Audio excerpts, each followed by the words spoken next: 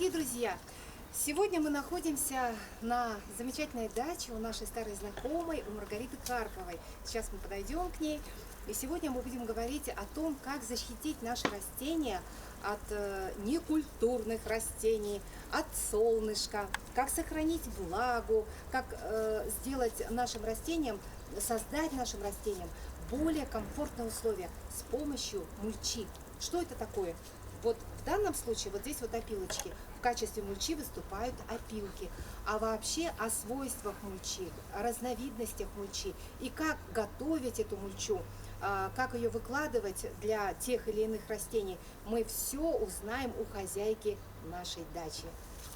Маргарита, здравствуйте! Здравствуйте, я рада вас видеть. Прекрасно, чудесно. Вы уже все подготовили? Ну Я что? уже все подготовила, и сейчас немножко... У нас опилки. У нас опилки. Но я сейчас немножко сделаю такой ракурс немножко. В качестве мульчи можно использовать торф. Там без проблем насыпаешь 5-10 сантиметров, если есть деньги, толстым слоем под растение. И с этим делом все. Можно использовать на этот перегной. Это все стоит копейки. Можно использовать сено. Тут одна заморочка. Трава под мульчу должна быть скошена до образования семян, потому что мы с этим сеном занесем все сорняки туда. Весь лук будет весь на грядках потом. То есть примерно вот это вот. когда нужно траву скосить? Да, вот она какой должна... период? До ее лучше июня? подсушить. В начале июня? Да, в начале, нет, не июня, она еще маленькая. Вот она где-то с середины июня, вот эти можно скашивать. Она только-только начинает цвет. Это у меня ромашка. Угу. Она так пахнет хорошо, я люблю ее запах. Ой, прям Ну вот запах я тоже такой их не выбрасываю, ароматный. ромашку обмолола, а это... То есть можно вы под уже растение все семена убрали? Ой, тут еще есть, она так сильно всходит, но она, по крайней мере, не пырей. Если косить, где пырей растет, это вы занесете, и вы там не сможете справиться просто с сорняками. Корневищная ромашка, ее просто потом выполоть можно, поэтому без всяких задних мыслей. Она еще своим запахом вредителей отпугивает, и можно Это вообще пахуче. замечательно. Если есть мяты, тоже мятные вот эти излишки, как сорная растет мята, тоже туда же под мульчу отпугивает все. Мульчей можно использовать пасынки помидор, я ложу их под эти, вот, как она называется, смородина. Смородина очень любит помидорные пасынки, и там тоже отпугиваются вот эти вредители. И тля туда меньше, и туда как-то и муравей меньше лезет, потому что запах вот этот, они... А не можно, вот удивительный, кстати, такой момент, вот у меня растет смородина, на ней появились вредители, долгоносик, ну или какой-то жучок, я не знаю, с таким длинным носиком. Поможет мне ботва, ну не ботва, а как она их как бы не погубит, если они там уже завелись, они просто на нее не садятся, так они же заползают именно чаще с земли, куда попадает, а по земле ползет, а там вот это подготовленная им неприятность в виде запаха помидоров. То есть нужно немножко подвялить или прям свежий вот сорвали? Подвялить, потому что она, когда она свежая, она это лужится плохо. А сколько я примерно? Немножко... Дня-два или как Да, она, по ней видно будет, когда она уже начинает уже так. Я еще ее топором немножко рублю, на пенек порубила, она полежала немножко и туда. Ну, факт тот, что ботва должна быть здоровая, никакой фитофторы. Если вы уверены, что у вас помидоры не больные, то, естественно, смело можно использовать. Это здорово, я больные раз слышу кустики такой совет. Туда ложить нельзя. Так, ну, а мы коснемся, конечно, сегодня более подробно. У нас же не часто бывает где-то под руками и денежка на торф, и перегной таким слоем насыпать. Мы идем более дешевым путем. Используем опилки. Опилки тоже не всегда бывают, которые полежали лет 10 и готовые уже к использованию. Очень часто бывает, что опилки свежие. Очень часто говорят, что от свежих опилок там и смола идет, и все, растения гибнут. Я везде ложу свежие опилки, у меня ни одно растение нигде не погибло. Понятно. И даже не пожелтело. Потому что тоже использовать надо их. Это на опыте у меня получилось. И немножко с этим задуматься, и как их использовать, мы сейчас вот посмотрим. Тут я приготовила уже все. Вот у нас мешок. В мешке вот у нас в мешке опилки. вот так вот опилки. Я их Опилки у нас свежие, да? Я так понимаю. Вот свежие опилки. Я уже их привезли. Если я знаю, что это идут не курицам у меня на подстилку, я туда уже сразу заливаю раствор с мочевиной. Сколько-то дней стоит. Мочевину опилки уже съели там. Они ее все равно уже съели. И теперь уже конкретно уже готовлю, ну, то есть непосредственно к этому, к использованию. Вот берем теперь, это вот немножко погодя будем использовать. То есть свежие опилки нужно обработать мочевиной, залить раствором, да? Вот теперь вот тут я в тазу буду опять, они вот уже и подсохли, вроде как мочевина там и есть, но они еще вот цвет у них такой сероватый стал, уже говорит, что они уже начали стареть. Теперь мы берем вот эту мочевину. То есть вот смотрите, если сравнить, да? Да, Ну, это в вот те общем-то, же опилки, это те же опилки. И тут у меня, они прямо вот тут они еще свежие, без мочевины ложила сразу. То есть вот если потому что сравнить с цветами, здесь сверху они прямо ярко такие. они там яркие. И Дело в том, ярко. что если я ложу Желтые. под цветы, я их не боюсь поливать нитраты. Я могу там просто прямо в цветах поливать с мочевиной почти все лето, поэтому там не страшно. Но если я собираюсь ложить под помидоры, под арбузы, под огурцы или куда-то вот эту, туда мочевину уже не польешь, потому что будет избыток нитратов в плодах уже. Нам плоды такие не нужны, поэтому я ее начинаю немножечко старить уже с мочевиной тут, чтобы не мочевина их потом не поливать. Вот так коробочку беру на ведро. Она немножко растворяется. Вот. Спичечный коробок мы используем. Я спичечный коробок беру. Тут уже мочевина была, но в опилках ее лишней не будет. Она растворяется немножко, пока разговариваем, она растворится. Так, теперь вот для того, чтобы ее... Это мочевина. Это мочевина нашла. Сейчас ее помешаем. Она должна раствориться полностью. Она растворяется. Причем я использую карбамид, потому что он более насыщенный, азотистый. То есть они с добавками с различными бывают, да? Тут бывает, а тут в нем ничего нет, кроме этого. Но для того, чтобы еще их быстрее постарить, я вот сюда же вот это пока заливать будем, использую золу, опилки, потому что опилки... Залу особенно- примерно получается треть. Это у вас пол-литра, Я да? примерно ее сыплю, пол-литровый ковшик. Нет, дело в том, что опилки очень часто закисляют. Это же хвойные деревья. У нас же нет Да, березовых да. опилок. В основном используют сосновая и лиственница. Лиственница. И там очень много разных смол, и они закисляют почву. И мы будем пытаться А немножко её- кислые почвы, они очень негодны, в общем-то, да? Не плохи для всех. Есть и для растения, которые растений. любят это, но в основном у нас наши овощи не любят кислую почву. Поэтому Это какие овощи? Ну, наши популярные, да? наши популярные помидоры, свекла. огурцы, свекла, они не терпят закисления почвы, поэтому Морковь. поэтому я вот засыпаю, потом это все буду Это перемешивать. у нас зола. Это зола. Она гашеная или нет? Золу как можно погасить? Это Ну, известь можно погасить. залить. Ну, как-то Нет, вот она есть у меня такое просто понятие. увлажненная, чтобы она не пылила. Если бы мы сейчас ее тут сыпали сухую, Да, мы тут ну, задохнулись. да. Вот она перемешивается, перемешиваю ее немножко. Можно после еще добавлять, когда мульчу положу, можно еще снова залить. Получается, вот на этот тазик у нас, здесь у нас Где-то сколько литров немножко. Ну тут 2 ведра, наверное. в этом тазу, Тазу, да? да. И мы использовали треть литра, Да хватит. треть мне литра достаточно. золы, Потом я посмотрю по растениям. слегка могу еще. увлажненной. И затем вот мы сейчас с вами дожидаемся, когда же у нас растворится полностью растворилось. наша Это делать лучше сливки, конечно. очень нужная смесь мочевина, да? Можно ковшом, но она так неравномерно смачивает. Это удобные сливки. В 10-литровом ведре мы растворили 1 спичечный коробок мочевины. Да?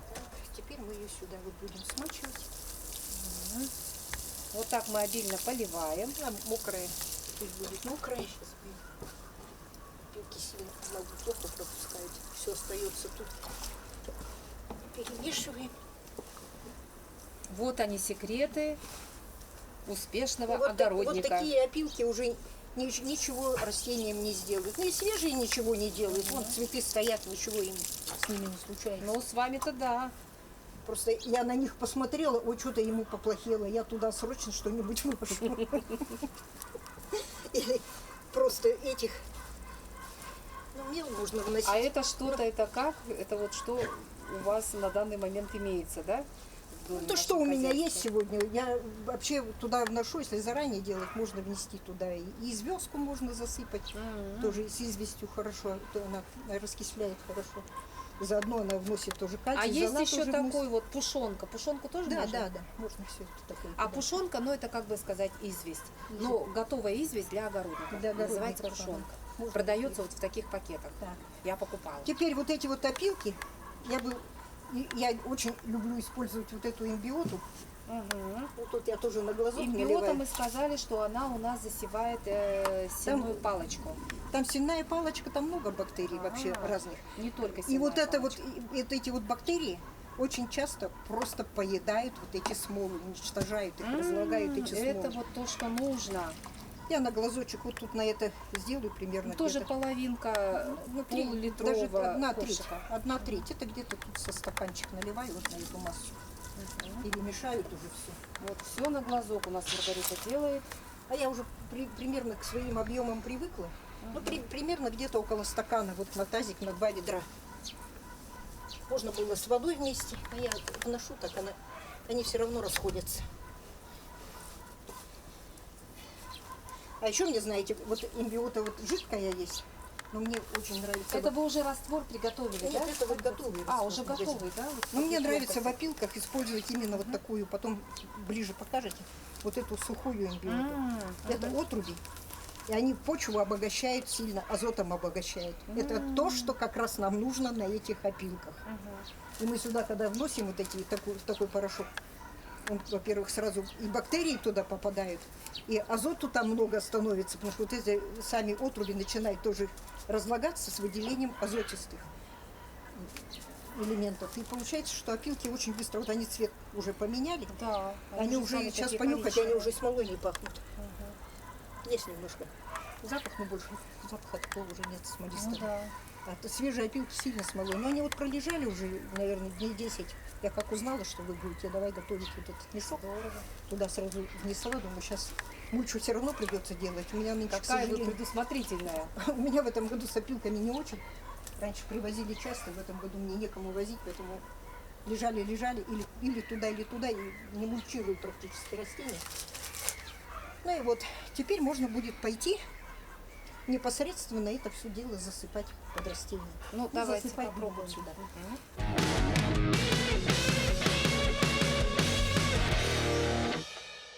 Вот у нас здесь растет тыква, да? Тыковка растет. Вот плеть. Это какой-то мелкоплодный сорт, пока на нем ничего нету. Он попозже был посажен, потому что мелкоплодный, небось, скороспелый больше. Вот тут параллельно Тут тоже. уже Я вы сразу, отрываете как всё только лишнее. попадаю, я сразу начинаю Безжалостно отрывать безжалостно все рвать. листья. Ага. Это у меня на еду не идет, потому что я буквально 2 дня назад брызгала от насекомых. Очень сильно тыкву любят клещи. Это просто что-то невероятное. Просто сразу вся она становится желтой А моментально. как вы ее Вот защищаете? обрызгиваю. Сейчас вот с плодами начну только фитовером. Чем чаще, тем лучше, если есть возможность каждые 3 дня брызгать фитовером, потому что она действует только на взрослые особи. А там ну, класс опасности какой? Но она через 3 дня уже готова, можно в пищу использовать после обработки фитовером. Это биологическое. А по первости я обрабатываю просто химией, чтобы радикально, конкретно. Санмайт использовала, был такой у меня. Первые обработки были, когда кустики еще маленькие, препараты дороговастенькие, листа пока мало, можно использовать и химию, и она потом защищает дольше, там, до 4 недель, по-моему. А потом все равно с профилактикой хожу, лист нарастает новый, что там уже, санмайта уже на них нету. И вы опрыскиваете? Не, все постоянно, вот, каждый вечер или утро хожу с этим. Хорошо купила аккумуляторный, залила и бегаю по огороду. Здорово. И вот потом, У вас огород-то ого-го. Конечно. зато тут- интересно жить, тут у меня капельный полив. А еще хотела я сказать, у нас же они азотистые, Так. поэтому вносить надо после полива, чтобы земля уже была полита, Влажно. чтобы меньше туда азота попало сразу. А то мы эти сразу, они и так вон жирные сидят, потому что навоз куриный тоже с опилками. И будем насыпать его просто толстым слоем.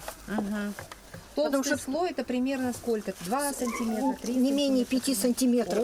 Ого, Потому это что много. меньше насыпать смысла нет. Вот, это вот подперцы. Интересно, а я слышала мнение такое, что перцы не дружат с помидорами. А у вас тут и помидоры Нет, тут соседствуют, тут и перца тыква. нет. Тут А тыквы что только. это? А вот это что? Это разве Это не перец? помидор. Это помидор Это такой? такой помидор. А я думала, это перец. По форме. Где-то у меня в этом году они еще не навязались, я бы вам показала, как есть помидор, который вообще перец. Вот это да. Перец перцем. Капельный поднимем. А какой это сорт вот такой интересный? Это, по-моему, у меня Ниагара, но она что-то Похож. какая-то не очень похожая на Ниагару. А может это перец? А может, это перец, но по листьям судя вообще не перец. Ну да. Нет, уже по кусту, по листу видно, что это все-таки помидор. Все-таки помидор. Да. И вот все междурядье это тоже, да? Да. Всю, в общем, всю территорию грядки. И на стебли оно нисколько не влияет. засыпаем. Засыпать можно прямо стебли. Он тут в Засыпаем него даже мульчой. охотно помидоры. Мульча охотно. у нас из опилок. И, кстати, разновидностей, ну, скажем так, способов мульчирования ведь много, да? Это и трава, да, сено. И Трава, опилки. иногда просто эти тканные материалы разные используют, тоже можно замульчировать ими. Но ничего-то с ними там возни столько, это проще. А еще ведь можно даже, по-моему, какие-то вот кусты же мы обрезаем, смородину и так далее, и просто их нарезают мелко. Извините, я на мульчу такой ценный материал не пущу. Это я все сушу. Да. На чаи, как обрезка начинается малиной, смородины, эти все листочки идут на чаи. Вы листочки высушиваете, Я а потом, я сушу, потом а зимними Да, вечерами и прямо уже начинаем попиваете сразу чаёк. еще туда засыпаем и все, кушаем. И завариваем чай. Здорово. Для всего полезно. Там очень много всяких полезных Да веществ. нет, не листочки, я имею в виду именно сами вот стебли, веточки. Ну, это от них смысл-то. Они слишком пышной такой массой эти кости. Ну Слишком да, в надо общем, дробить много. Их возиться. очень много, да. Возиться надо долго с ними, чтобы Нужно их раздробить до опилок. Каким-то образом, да. Их же дробить до опилок практически. Нужно, да. О. Потому что эти Ну, палки... тогда для наших краев и вообще для нас, особенно для людей, которые очень заняты, и огородом могут заниматься только вечером, да, после работы или выходные. Поэтому вот использование опилок это самое Использование мульчи вообще. милое дело. А я начала А этим что пользоваться, мульча? этой мульчей вообще, я немножко перебью, я начала этим использоваться еще на Вилюйском тракте. У нас был дефицит воды, Да, и что делать было? Поливать каждый день мы не можем, а жара. Мы собирали лиственничную хвою и на грядке ее толстым слоем насыпали.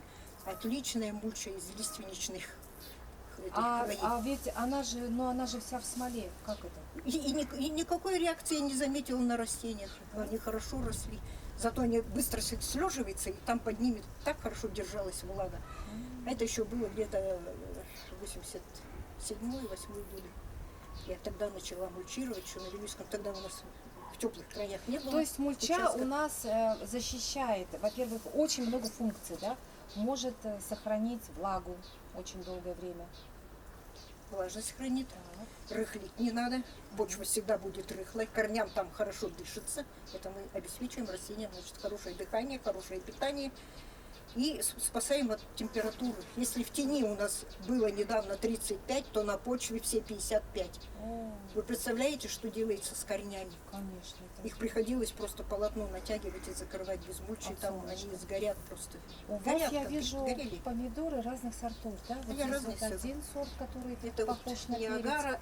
Тут я уже не помню, что попало у меня. И черные Я помидоры. посмотрю. Черный А это у принц. меня черная гроздь. А, черная гроздь? Ага. А, Сладкие, самые сладкие помидоры. Они похожи как на яблоко, да, еще называют? Они на сливы похожи. А. Они вырастают такие со сливу размера, бачок красенький, точно слива, сам черненький. И сладкий, по фруктовый вкусу? запах. Да? Запах, вкус такой фруктовый у них, не помидорный. Да. Сладкие они. В общем, разные сорта вы Они высаживаете. вот только начались, и тут чуть больше, дальше они уже вообще будут наливаться, черные становятся. Они сначала А зеленые. большие плоды мясистые? Плоды у них где-то грамм по 50, наверное. Ну, вот как раз удобные для еды. И плотные очень. Они не разваливаются вот так, нарезать. И, наверное, варенье можно из них варить. Можно, Однако. но я таким извращением не занимаюсь. Мы варенье вообще даже с ягод не едим. Я поэтому ягоды все просто морожу. Замораживаете. Ну да, Замораживаю. вот сейчас, как бы сказать, да, стало модным, поменьше сахара, Да, и сахар. сиропа. И Сахар поэтому, купили, во-первых, это недорого, но опять-таки электроэнергия, да? Ну, замораживаете, то есть там все равно лежит что-то. Ну, а зимой зато вынес вот на балкон или вот у себя в частном Да, с дворе. с холодами Места вытащи, много, и пожалуйста. и зимой все хранится на улице Да. прекрасно. Ну вот начало положено. Бесплатно. Так, ну вот про мульчу еще какие-то вопросы. Про мульчу, да. Значит, давайте мы еще раз подытожим. Изготовление мульчи своими руками с помощью опилок свежих, именно свежих, дорогие друзья, потому что бывает так, что у каждого во дворе, ну, есть же какие-то столярные работы небольшие, да, нужно собирать вот этот весь, так сказать, мусор, Стружка, именно вот эту вот опилки. стружка, опилки, ну, а затем складировать в мешок, а этот мешок затем проливать нужно мочевиной, затем эмбиотой, да, добавить эмбиоту. И, пожалуйста, у вас готова мульча, замечательный продукт. Скажите, Две недели уже, я думаю, вообще достаточно для того, чтобы подготовить их вообще. Но я и раньше ложу, потому что даже свежие сыплю, поэтому я с ними научилась с опилками свежие. Посмотрите. Ничего же смотрите, вот выглядят мы растения посадили так. только растения, они только-только выросли, допустим, морковь, да, ведь мы же не сразу мульчу закладываем, Да, то есть немножко- именно между грядок, то есть не всю грядку прям вот раз и засыпать, Я всю иначе засыпаю. ничего и не Я всю вырастет, наверное. засыпаю. То есть в самом начале... Вот как раз под луки и морковь лучше сыпать прямо, чтобы они смолой пахли. Дело в том, что многие насекомые этот запах просто не терпят. То есть будет защищать еще и от От вредителей. насекомых, да, сильно защищает. Мы можем пройти, посмотреть луковую грядку. У И меня от вредителей. она И, сразу у кстати, меня засыпана, вот это- потом и им как раз хорошо вначале поливать мочевиной, их, поэтому я засыпаю сразу свежий. Вот лук у меня под этим. Не лезет туда луковая муха. Не любит она. То есть вот, пожалуйста, советы бывалого огородника. Дорогие друзья, а еще можно ли вот эту мульчу, допустим, на следующий год или через какое время эта мульча куда она исчезнет? Я ее туда закапываю, земля, потом она же разлагается, становится типа перегной уже. Да, вот видите, дорогие друзья. То есть таким образом мы сами своими руками создаем новую землю. Это вот очень актуально для тех, у кого на участке очень мало земли, а земля стоит, в общем-то, дорого, это и перевозка, Да еще потом, да еще что и купить у привезут. кого-то. А еще да. что привезут. Да, да, Привозят иногда откровенно, и использовать нельзя ее совершенно. Да, то есть нужно с ней очень много поработать. А здесь этот процесс полностью в ваших руках. И Сам вы по себе создаете, идет почва. да, абсолютно, ну вот плюсы, сплошные плюсы. Почва обновляется. Я даже сено, если ложу туда, я его разгребаю и закапываю. Вот если сено мульчирую, сеном, по краям грядки закапываю. Откапываю. А туда, давайте затем посмотрим середину еще сажу. растения, где вы уже заклали эту мульчу. Вот сейчас мы посмотрим лук. Ага. Я там свежую мульчу ложила. свежие Осторожно, опилки. вот здесь у вас плеть прямо. А я знаю, я сейчас специально доска лежит, чтобы перешагнуть. Понятно. Мы сейчас пойдем. плеть должна быть на дощечке. Да, должна на дощечке, ага, что там ползает. Она вот Такое ощущение, что у них ноги есть. Ну, это Она вот так и норовит убежать. убежать норовят. Мы сейчас направляемся. Ой, царство, государство, чего здесь? Это у меня только вот нет. полевые ирисы из Это леса. ирисы. Ой, это наши якутские ирисы. Как Это они наши, должны да. цвести. Они же уже цветут отцвели. очень Они долго. уже отцвели. Но они будут еще цвести? Вот здесь и тоже под ними полностью были свежие Не будут? опилки. Не будут Нет, цвести? все уже. Семена будут. можно Какие будет красивые. Они были фиолетового цвета, да? собрать. Фиолетовые. Вот это вот чудо, я не знаю вообще, что это такое. Мама мне отдала, где-то там выкопали, она говорит, пион привезла. Какой пион? Я так и не знаю, что это такое. Да, как И главное, что оно никак не искореняется. Я его пыталась убить, убрать отсюда вообще, а он откуда-то опять не есть. Ну ладно, раз такой нахальный пусть. А что-то свекла у вас, она какая-то... А я поздно посеяла, тут малышковая еще совсем. куры еще лазили, тут накрывала. А это что за растение вот это? Кукуруза. Кукуруза? О, А для интереса, первый раз вижу, как она растет. для интереса находила кукурузу. Кабачки у вас прекрасно растут. А в кабачки вы закладывали мульчу? Ну, ничего вот нет, а так обычно я тоже засыпаю. А вот Я если сняла. мужской куст, да, вот уже нельзя надеяться на то, что он превращится в женский, да? И прекратить поливать, он превратится в женский. И отрывать вот эти все пустоцветы и все. А, Безжалостно все отрывать. Тут вот растут, пока пустоцветы отберем. И всё. Мгм. Везде же Здорово. ходишь и вечно все рвешь. М, Все рвешь, Да, рвешь. да, да. А вот эти вот сиреневые цветочки, это что за цветы? Это у меня с Кольского полуострова герань, ихняя полевая. Какая красота. Она пучком вот так растет, в отличие от нашей. Наша как-то вот так вся развалится, Мгм. лесная герань, а это вот так пучком растет. Это многолетнее растение? Она или- многолетняя, зимует да? отлично, без Ой, всякого закрывания. прекрасно. То есть она сидит у вас в грядочке и прекрасно себя Она тут чувствует, да? сидит себе сама, Ой, как сама здорово. себе хозяйка. Какая красавица. Вот тут у меня луки. Вот, луки, и мы добрались. Это такая петрушка у вас Это гигантская. сельдерей. А, Я сельдерей? очень люблю сельдерей. Мгм. И сорняк тут не сильно прорастает. Да, оказывается, вот обратите внимание. А вы Сорняка примерно тут. в какое время заложили эту мульчу здесь?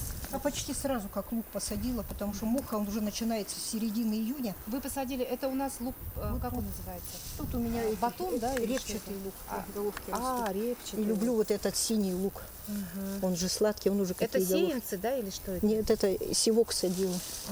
А нет, тут сеянцы у меня. Сеянцы. Сеянцы из А семян. вы их вымачивали По-моему, в тут у меня этот- соленой воде перед тем, как посадить? Семена? А Я семена? 2 часа сеянцы вымочила, Это сивок вымачивает. и их. у меня прекрасно он начал расти. А Да. в прошлом году он не рос. Да, это для защиты тоже. Там же в них само по себе тоже насекомых они несут. Надо их травить и марганцовкой, и в соленой воде выдерживать. У меня этот И сивок, бархатцы у вас высажены, да? он тоже рядышком? для защиты. Я очень Для люблю защиты. смешанные грядки, очень люблю. Мгм. У меня везде все растет вместе. И посмотрите, вместе одно дорогие с другим. друзья, вот как богато уложена вот здесь вот мульча. И если уже мульчу она раскопать, уже- можно вот поближе Да, подойти? да, можно. Я прям попробую, да? слежалась уже. Во-первых, здесь она влажная. Посмотрите, земля. А вы Земля когда сырая. поливали? Земля вообще, вот если... Как дождь поливал, вот Знаете, дождь недавно и да, вот недавно, и земля совершенно влажная. То есть сегодня, в принципе, смотрите, у нас жара сегодня, да, ну, градусов она не 30, это высыхает. точно. И растениям очень комфортно. Так что, дорогие друзья, вот смотрите, преимущества. Сколько преимуществ у этой мульчи, вот у этих опилок. А мы их... верхушечки подсохли, надо посмотреть. Так что нужно грамотно использовать то, чем мы занимаемся. И Опять надо я мочевиной. думаю, еще раз повторюсь, что у каждого на садовом участке обязательно проводятся какие-то, ну, какие-то столярные работы, да, там Да, где-то всегда же доску есть. подпилить или еще что-то. Вот эти все опилки нужно собирать. Дорогие друзья, сегодня мы поговорили о мульчировании. Теперь вы, народ грамотный, используйте опилки для своего огорода. Ни в коем случае не выкидывайте их. Это замечательный продукт, очень интересный, необходимый, нужный для наших растений, для любых растений, которые растут на вашем участке. Хороших урожаев вам!